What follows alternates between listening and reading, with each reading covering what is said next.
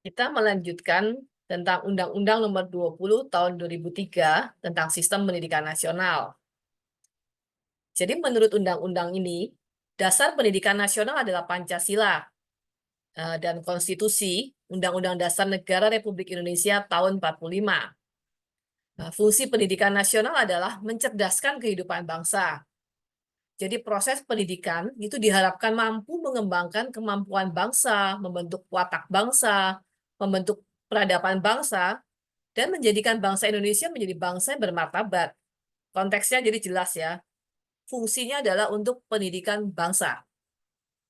Sementara kalau kita lihat dari tujuan pendidikan nasional menurut undang-undang ini, ternyata dipersempit. Hanya untuk berkembangnya potensi peserta didik. Jadi konteksnya bukan hanya bangsa, tetapi kemudian dipersempit menjadi potensi peserta didik.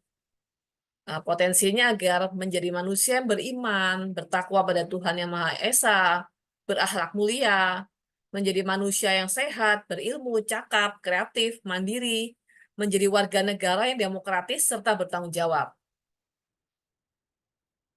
Konsep secara besar adalah untuk bangsa, tetapi tujuan pendidikan nasional secara khusus untuk berkembangnya potensi peserta didik. Nah, lantas bagaimana kita memaknai dasar pendidikan nasional kita ini? Pancasila sifatnya itu sangat dinamis. Sementara konstitusi kita memuat banyak aturan yang menjadi dasar dari berbagai peraturan turunan atau peraturan pelaksanaannya. Prinsipnya, semua pihak yang terlibat dalam penyelenggaraan pendidikan nasional harus menundukkan diri pada Pancasila, konstitusi, dan aturan turunannya. Ini artinya semua pihak harus memahami, harus tunduk pada Pancasila, tunduk pada konstitusi, dan tunduk pada semua aturan hukum turunannya yang terkait dengan pendidikan nasional. Aturan terkait pendidikan nasional jumlahnya tidak sedikit, dan aturan ini menyebar di berbagai bidang.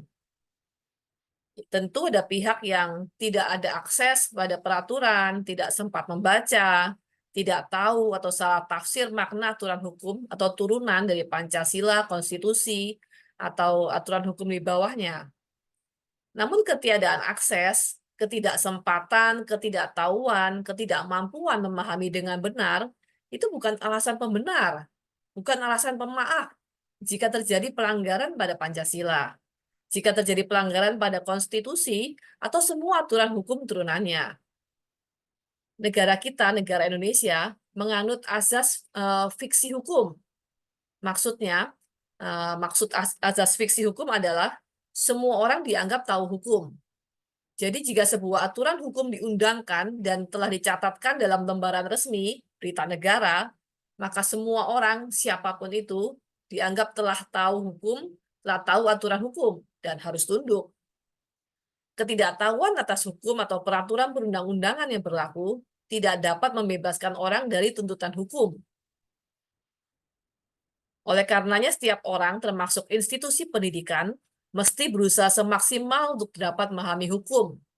Jangan pernah alergi untuk mencari informasi sebanyak mungkin tentang hukum. Dalam nilai-nilai Pancasila, kita mendapati banyak masalah tertaut dengan sistem pendidikan kita. Misalnya, perlawanan dari institusi pendidikan, tenaga pendidik, maupun peserta didik pada ideologi Pancasila. Tercatat banyak kasus di Indonesia di mana tenaga pendidik justru mengajarkan ideologi yang berbeda dari Pancasila.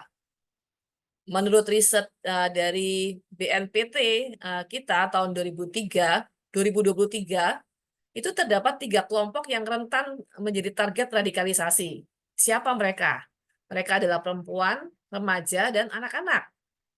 Berdasarkan indeks potensi radikalisme, didapati bahwa banyak perempuan, generasi muda khususnya Gen Z ya, yang umurnya 11-26 tahun, dan mereka yang aktif di internet itu ternyata berpotensi lebih tinggi terpapar radikalisme.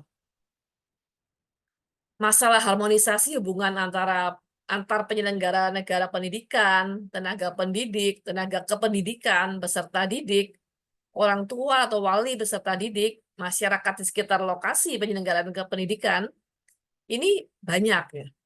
kerap terjadi di sekolah yang berbasis agama, itu berdiri di lingkungan yang agama masyarakatnya plural atau berbeda ya. Sikap menghargai, mempertimbangkan kondisi masyarakat ini kerap terlupakan oleh pihak institusi pendidikan.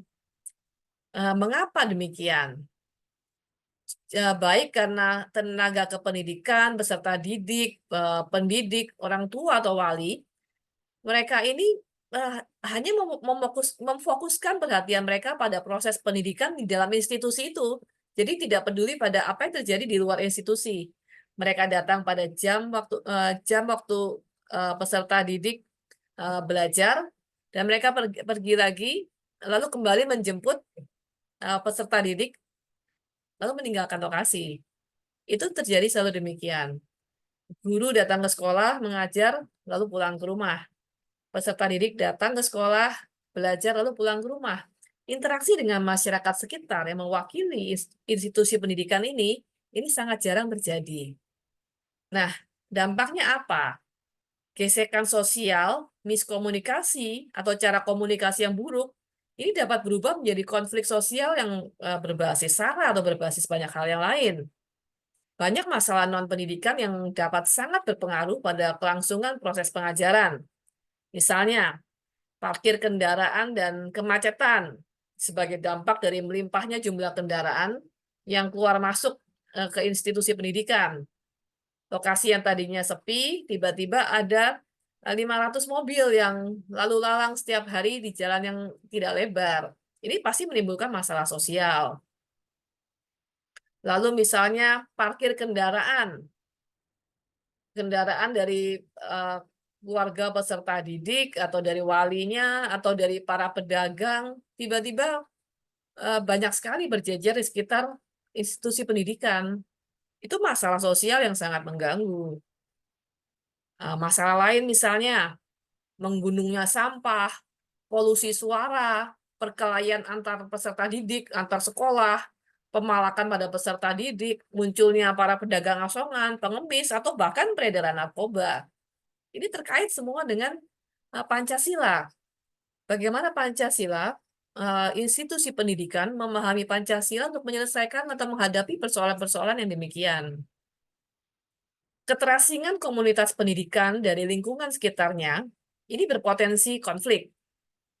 Baik kepala sekolah, guru, peserta didik maupun orang tua atau wali yang hanya hadir pada jam-jam yang terbatas, fokus pada penyelesaian kewajiban masing-masing atau tujuan masing-masing, haknya sendiri, ini menjadikan institusi pendidikan itu menjadi komunitas yang hanya menghasilkan masalah sosial yang dirasa membawa kerugian bagi masyarakat setempat.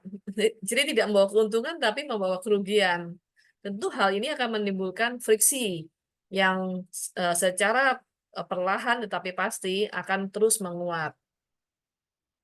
Penggunaan institusi pendidikan untuk politik partisan atau mobilisasi massa juga terjadi, terutama menjelang masa pemilihan umum, pilkada, atau tujuan-tujuan yang lain ya.